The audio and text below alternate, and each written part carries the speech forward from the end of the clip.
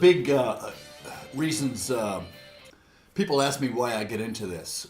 Personal training, and it was something that really wasn't in my realm. Something I really didn't plan on. But I ended up in the hospital on August of 2016.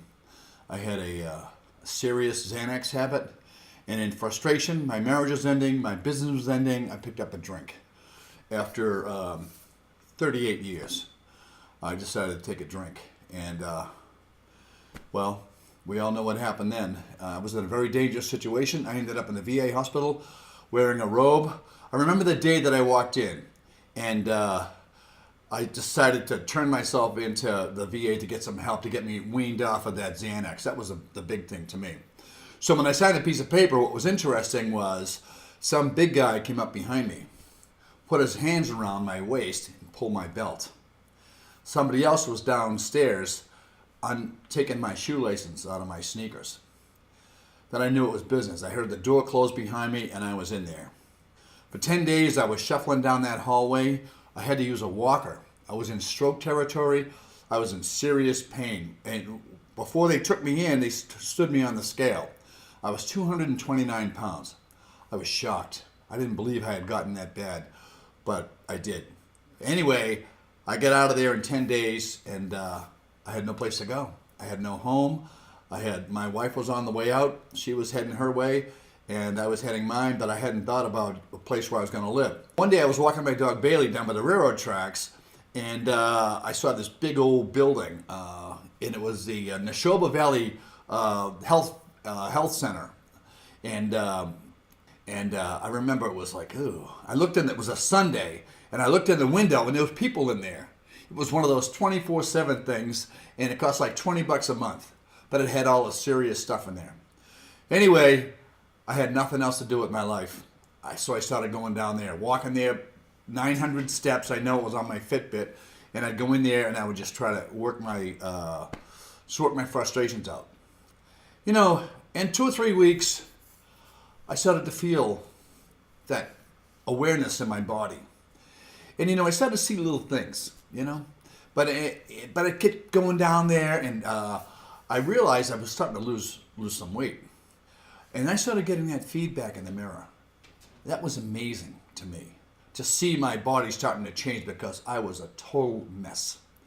But anyway, the personal training thing, I saw a personal trainer in there. He's some guy with a leather hat and a ponytail, and he looked like a homeless person.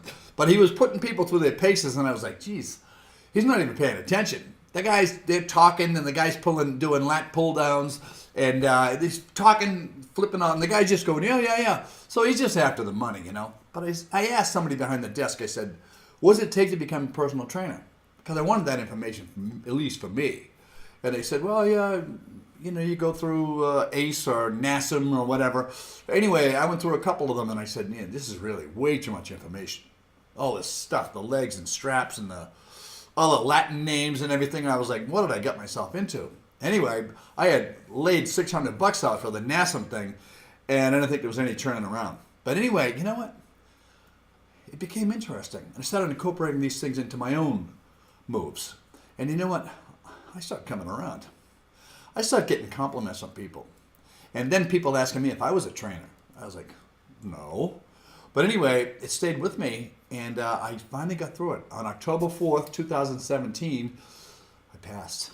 Oh my God, it was the most stressful thing that ever happened. But anyway, fast forward, I'm here now, I'm doing this. There's a whole lot of shit I don't like about this business. I mean, this is just like, there's some real hokey business going on here, which I don't care for at all. You know what I mean? Some of these people, and some of the trainers, they have this do as I say, not as I do. They're fat boys. They got big bellies hanging out. They're looking at themselves in the mirror while someone else is straining.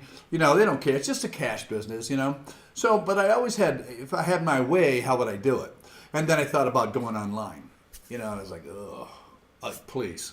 You know what I mean? That's too much. I'm not a kind of guy that likes to ask for money. I mean, I just don't, it's like, it's awkward. But anyway, I have a lot to offer. And I found out that I do, that some of the conversations I have with people, I have the nutrition side. which has always interested me. And being a professional chef all those years, you know how food kind of works together, and I've always had a passing interest in nutrition. But nutrition's the key. You know what I mean? You can flop around all day long, but if you don't know what you're sticking in your mouth, you know what I mean? You really got a problem. So that's where I think I can make a difference because, first of all, I'm an alcoholic. I'm a drunk. I made way more mistakes than most people, and I've come out of it. And I come in now, I'm in the best shape of my life. Go figure. You know what I mean? I thought 72. Don't we all think 72 is like, walker time? It ain't. I'm an athlete. I'm an elder athlete. And I know I can share a lot with this audience. So, look out.